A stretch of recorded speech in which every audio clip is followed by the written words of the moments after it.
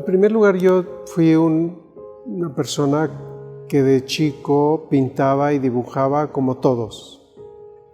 Y de alguna manera me atraía los materiales. Dibujar y pintar no era nada más rayar, sino también usar el lápiz, usar los colores, usar los medios. Entonces eso me daba cierto placer, me hacía sentir a gusto. Y después tuve la suerte de que a mi madre y a mi padre les gustara lo que yo hacía. Entonces me estimulaban, me daban materiales. Luego ya cuando estaba en la secundaria, mi tía me regaló un estuche de óleos, me puso enfrente de mí una tela y me puse a trabajar con ello y me gustó. Al grado de que en secundaria mi maestra de música, que se llamaba igual que mi curadora, Adriana Sandoval, mi maestra de música, en lugar de enseñarme a tocar la flauta, me dejaba dibujar en su materia. Entonces la secundaria, en la materia de flauta, yo pintaba y dibujaba. Hice unos dibujos para su tesis de licenciatura de música y paralelamente me invitó a participar en un concurso de pintura regional de la zona de pintura y me dieron un primer premio en pintura con una hongo nuclear que había hecho yo. Entonces todo eso fueron estímulos. Además de hacer mi vida tradicional, cotidiana con mis compañeros, amigos del barrio, de la cuadra, de las vecindades donde yo concurría, pues también me ponía a pintar y a dibujar, ¿no? Entonces, de pronto, andando en la calle, mi tía un día me dice: oye, Eloy, ¿a ti que te gusta pintar? Deberías de ir a estudiar pintura. ¿Qué haces en la calle de vago? Vete a estudiar pintura.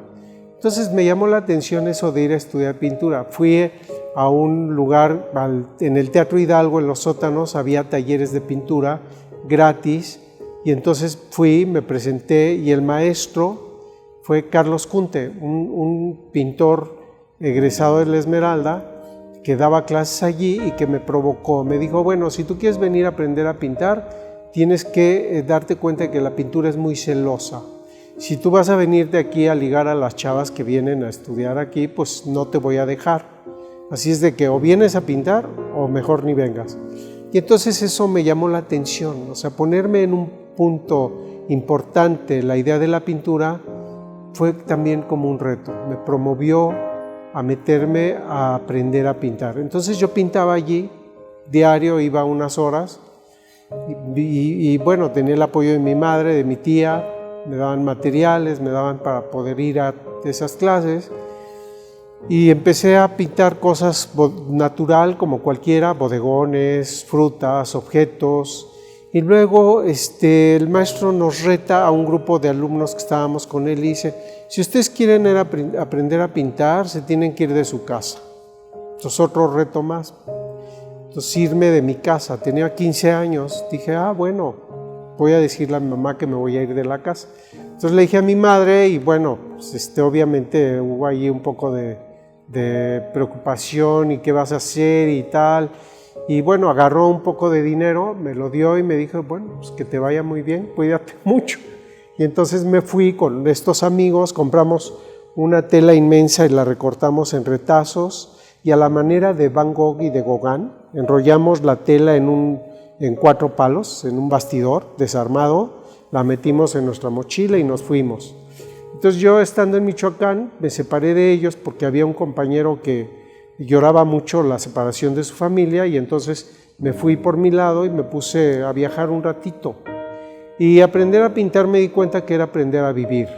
No nada más era sentarte con un caballete y una tela montada a pintar un paisaje, sino que también era ver cómo resuelves tu vida, o sea, de qué comes, cómo te alimentas, dónde duermes, qué haces. Entonces, todo eso se formó parte de un cuerpo, de estructura, que me hizo sentir que la pintura era lo que yo quería. Entonces, cuando regreso y le digo a mi maestro que quiero aprender a pintar, que quiero entrar a la escuela de pintura, él me dice otro reto, me dice que qué hago yo ahí, que la pintura ya está muerta. El Museo de Arte Moderno era un mausoleo. todas las pinturas del museo estaban llenas de telarañas. Entonces me dices, es un mausoleo, ¿qué va a hacer ahí? No, vete a estudiar cine, yo creo que te va a convenir. Entonces me lo pone como un reto y yo le digo, bueno, mira, yo voy a demostrarme a mí y a ti que todavía puedo decir algo en la pintura. Entonces me puse a investigar lo que era el arte contemporáneo de los 70, estábamos hablando de 1972, 71, 72, fue todo esa locura de qué hago yo, y entonces en el 72 él se va de ahí, llega otra maestra, que es una amiga, Nora Elizabeth Rosales Reyes, que acababa de egresar de San Carlos de la carrera de pintura, y le digo mi intención de entrar a la escuela a pintar, y entonces nos ponemos metas. Entonces me pongo a pintar con ella, a prepararme para el examen de la Esmeralda, que era un examen de un mes, y todo eso se convierte como en el cuerpo de lo interesante que era la aventura de estar en el mundo de la pintura. Hacer una exhibición que fue en el Club de Periodistas. Ya esa la hice cuando estábamos ya en la carrera, o sea, yo hago mi examen de un mes, paso, entro a la escuela de la Esmeralda y entonces voy preparando la exposición paralelamente con esta Nora Elizabeth Rosales Reyes, y entonces entro y termino de armar mi exposición estando ya de estudiante en la escuela. Y Vázquez Beltrán también me provoca, pues me dice qué hago yo como exponiendo ya, si apenas estoy empezando a pintar. Y bueno, todo eso va siendo como el reto de en dónde estoy, qué quiero hacer, cómo lo quiero hacer, por qué, y me voy fortaleciendo, me voy sintiendo bien, Me va bien en la carrera. En segundo año me gano 2 premios en el único concurso que había en Aguascalientes, que era un concurso para estudiantes de arte. Yo ya tenía otro maestro que era Aarón Cruz. Aarón Cruz había ganado un premio en el único concurso que hacían y que además era como a veces se hacía y a veces no, que era para profesores de arte. Él gana el primer premio, yo gano 2 premios, un primer premio en pintura, uno en dibujo. De hecho, el de dibujo lo estoy exhibiendo aquí, fue la primera mención de honor. El primer premio de pintura fue de adquisición, y todo eso me fue fortaleciendo, me fue haciendo sentir que estaba yo en la carrera en la que debería de estar. Me sentía a gusto, me sentía cómodo, y así fue como inicié mi labor de ser pintor o de ser artista.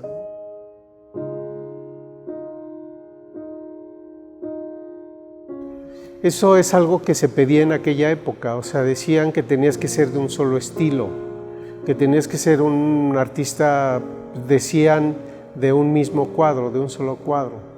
En aquella época, tanto Felgueres como Vicente Rojo, como Aceves Navarro, como Fernando García Ponce, que yo admiraba, ¿no?, tenían un propio estilo, y entonces yo estaba peleado con eso. O sea, la idea de que el arte estaba muerto para mí era algo fuerte, y entonces yo no quería ser como los demás. Yo no quería parecerme a Cuevas, ni parecerme a Felgueres, ni parecerme a nadie de ellos. Yo quería hacer una aportación, quería ser yo mismo, y de una manera diferente. Entonces empiezo a hacer obra en donde trataba de no definir un estilo, sino al contrario, verme de múltiples estilos. Mis primeras exposiciones eran exposiciones en donde había dibujo, pintura, grabado, pero era donde había obra abstracta, configurativa, con cosas diferentes, de tal manera de que mis primeras exposiciones ya profesionales, a finales de los 70s, empecé a hacer exposiciones con instalaciones, con obra hecha en performance, como obra animada de una manera diferente. Y entonces empecé a tratar de romper esa idea de que yo era un artista de un único estilo.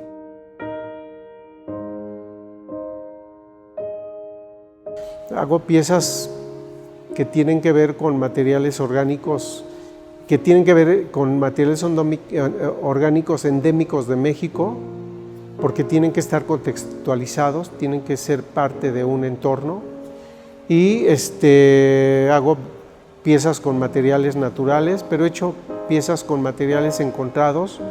Lo que nos da Marcel Duchamp es el ready-made, pero en ese análisis de los materiales te das cuenta de que hay objetos mandados a hacer, objetos hechos por uno mismo y objetos que puedes reusar o reciclar, ¿no?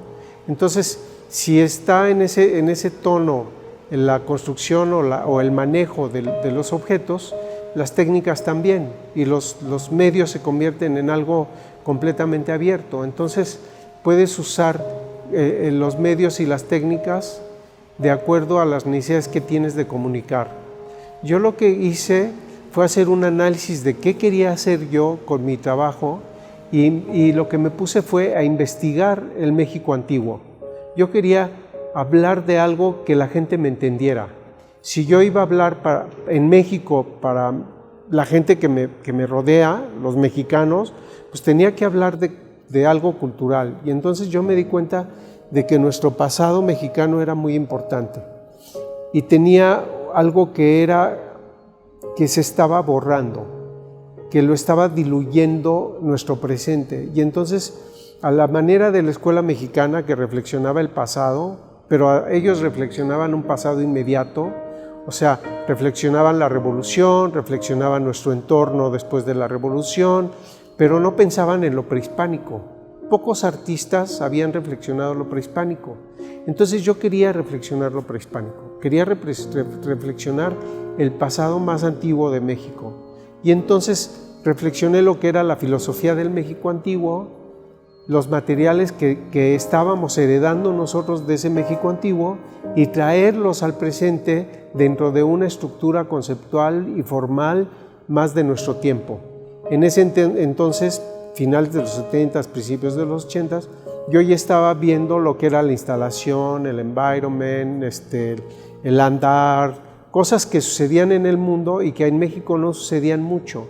Y entonces me di cuenta que yo podía hacer instalaciones con materiales orgánicos, sin tener ninguna responsabilidad con la historia, más bien sintiendo que estaba haciendo una aportación y que estaba haciendo una ruptura como tenía que hacerlo como artista.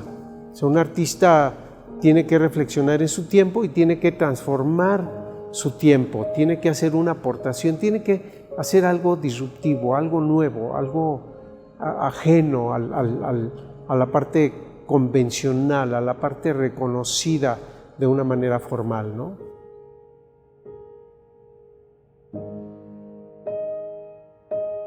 Bueno, las primeras piezas, yo entré a un concurso en 1981, el primer encuentro de arte joven, con una pieza de tunas, de nopales, con una pieza de nopales puestas en tiras de madera y amarradas y clavadas, los nopales clavados en las tiras de madera y amarradas con lazo, salpicados en pintura, y los envié al concurso, y que casualmente en el concurso estaban algunos artistas y Raquel Tibol me decía personalmente que habían decidido darme un premio por lo osado que era mi trabajo y la diferencia que hacía con el contexto del arte convencional, que era lo que llegaba a los concursos. Entonces, que me daban una mención de honor porque era obra efímera, porque los nopales se iban a echar a perder, se iban a tirar a la basura. Y el premio tenía que ser para una empresa, la cigarrera La Moderna, que tenía que guardar la obra y que le durara en el tiempo. Entonces me hacía un reclamo, ¿no? Me decía que por qué no los hacía en yeso o por qué no los hacía en bronce. Y entonces yo le explicaba que la obra tenía que vivir frente al espectador su propia historia, que tenía que ser efímera y que tenía que vivir eso efímero frente al espectador. Y entonces ella pues, decía que yo era un artista de propuestas insólitas y que eso tenía un carácter importante en el momento en el que yo estaba haciéndolo históricamente. Entonces se me hacía que era un momento de ruptura con una manera muy convencional de la representación artística de mi generación, y que yo tenía que abocarme a buscar formas diferentes de poder discernir mi tiempo.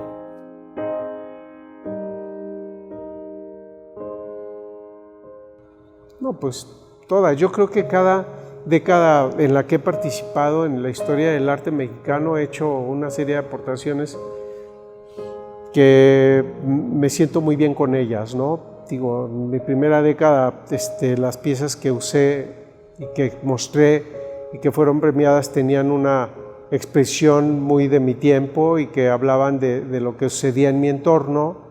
La siguiente década siento que hice una serie de aportaciones con lo efímero, con el tiempo en la obra. Luego, la siguiente década trabajé procesos, donde participé con otros artistas en la realización de mi obra, en happenings. Empecé un concepto que era de lo representacional a lo presentacional. Empecé a sustituir las cosas que iban en la obra y ese paso de lo representacional a lo presentacional fue muy importante, así como el utilizar a otros artistas para la realización de mi obra, el acompañarme de artistas de otras disciplinas que me ayudaban a reflexionar la realización de la obra y que lo hacía frente al espectador. Entonces ya en el 2000 y tantos, pues ya mis piezas tenían procesos que iban desde la evidencia hasta tener una huella de registro que era considerado para mí como una obra de arte. Ya en estos últimos años, ese tipo de combinaciones me han dado la posibilidad de hacer un arte más transdisciplinar, en donde me permito que la huella, el registro, participen como obra de arte dentro de todo su proceso. Y eso yo siento que han sido aportaciones acompañadas de, no sé, la Fundación de Xteresa, mi participación en los museos como curador, mi labor como profesor dentro del proceso de la construcción de perfiles artísticos y, no sé, mi aportación dentro de la parte educativa como director de la Esmeralda. Entonces, siento que he ido caminando en una línea recta, con pocos desvíos de mi profesión y con aquello que empecé desde muy chico y que no he tenido por qué cambiar de dirección, no poniéndomelo como objetivo, sino caminándolo como parte de un proceso de vida natural, diría yo.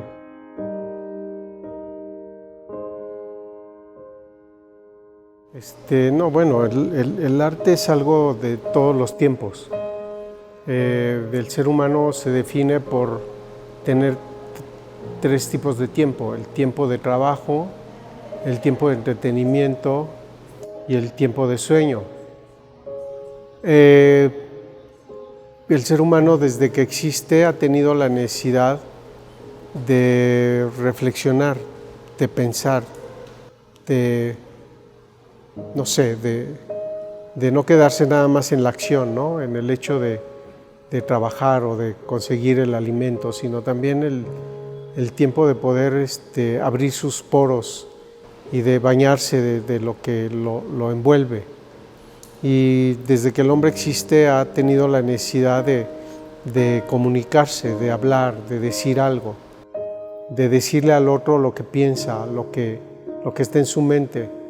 El artista de hecho es un líder de opinión, dice algo a través de su obra, comenta, critica, cuestiona, hace todo tipo de comentarios a través de su trabajo.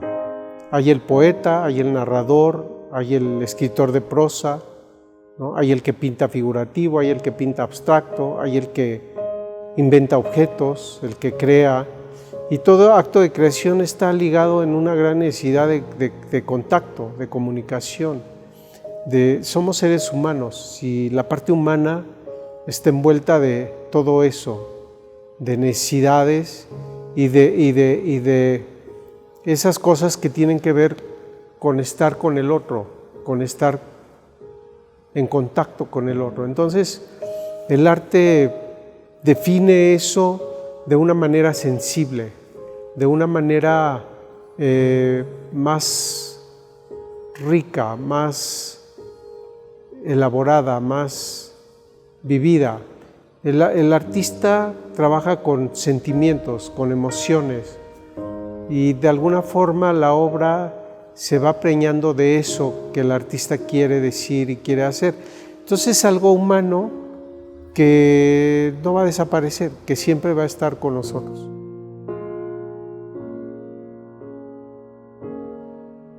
Sí, bueno, eso es un poco difícil porque los tiempos cambian.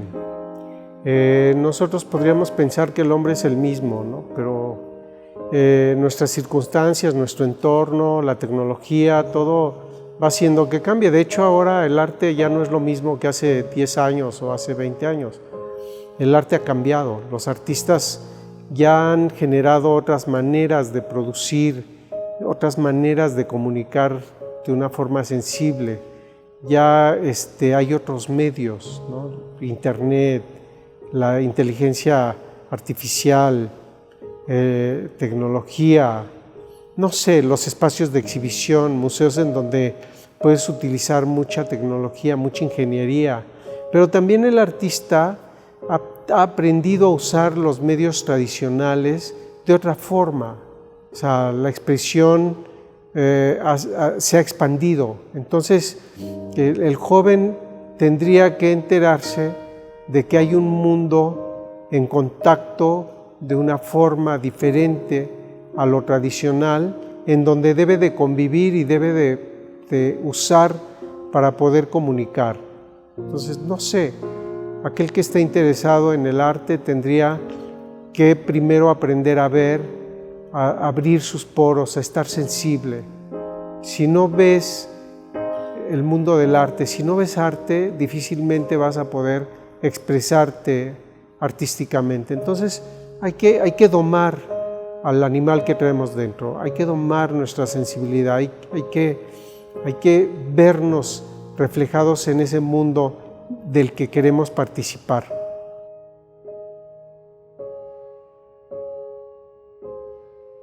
Esta exposición es una exposición que hicimos en 3 años. La trabajamos Adriana Sandoval y yo platicando de mi obra en el estudio, viendo la obra, reflexionando en qué es lo que queríamos. Yo quería varias cosas. Primero, la mayoría de esta obra está producida en el centro histórico, en mi museo, en mi espacio personal, en algo que me envolvía a mí y que guardaba todo lo que yo tenía, que era mi estudio. ¿Dónde produje esta obra? En Primo Verdad, entre Templo Mayor y Palacio Nacional.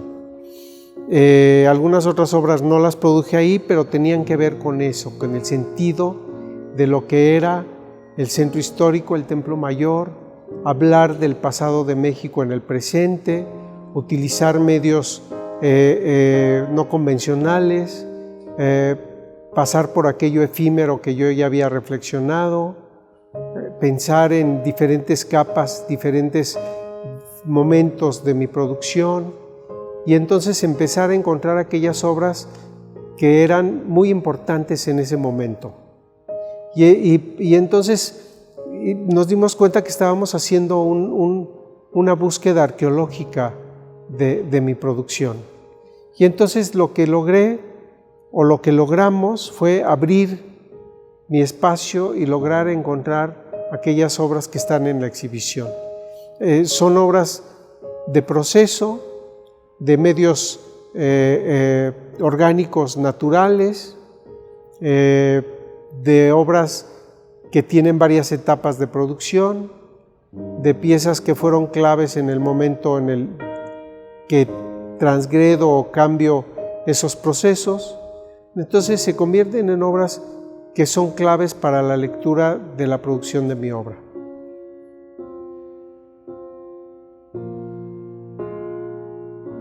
Lo que pasa es que el arte en su proceso de cambio, yo me acuerdo en las investigaciones que hacía del impresionismo, en donde los artistas se reunían en los cafés y hablaban de lo que estaban haciendo, y algunos visitaban los estudios y veían lo que sucedía en el estudio y veían, por ejemplo, en el impresionismo la luz como un eje de trabajo y después en el cubismo la tridimensionalidad en la bidimensionalidad y en el futurismo el movimiento, y de pronto cómo en cada momento del proceso de la historia del arte los artistas reflexionaban algo en específico.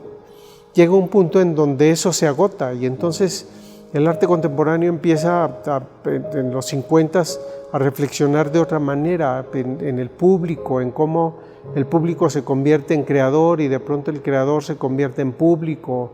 Humberto Eco lo hace muy bien en su análisis del fenómeno de obra abierta, en donde la obra es producida por el artista y el artista se convierte no nada más en productor, sino también en público de la obra, porque no sabe qué es lo que va a suceder en el resultado último de la producción. Y entonces eso a mí me causaba un poco de inquietud de qué es el tiempo, qué es la creación y qué es el momento de la creación en diferentes mentes que trabajen, no sé, paralelamente, conjuntamente. Entonces, ya en los 2010, ¿no? Siendo director de la escuela, yo reflexionaba la transdisciplina desde la creación multidisciplinar, ¿no? Y entonces veía yo la idea de que el músico, el pintor, el bailarín y el actor pudieran sentarse a producir una misma pieza en donde el bailarín hiciera otra cosa diferente a bailar, el pintor hiciera otra cosa diferente a pintar y todos construyeran una cosa diferente en su proceso creativo, de tal manera de que el resultado fuera algo que ni ellos supieran qué es lo que iba a suceder o qué es lo que iba a hacer. Y eso, digo, tiene claro que un eco grande, ¿no?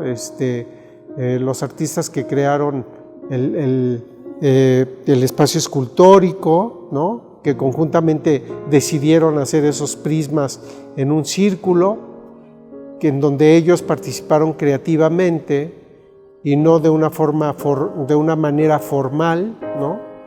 Y eso yo creo que era importante, y así había sucedido en otras piezas en el proceso de la historia, pero ya de una manera disciplinar, de una manera global, de una manera entendida dentro de esos procesos creativos, se me hace que es como su momento. Yo creo que el artista de nuestro tiempo tendría que ser así, tendría que crear en transdisciplina, tendría que crear en el reflexionar otros medios, otras formas y otras múltiples posibilidades dentro de aquello que nos envuelve en el concepto de la creación.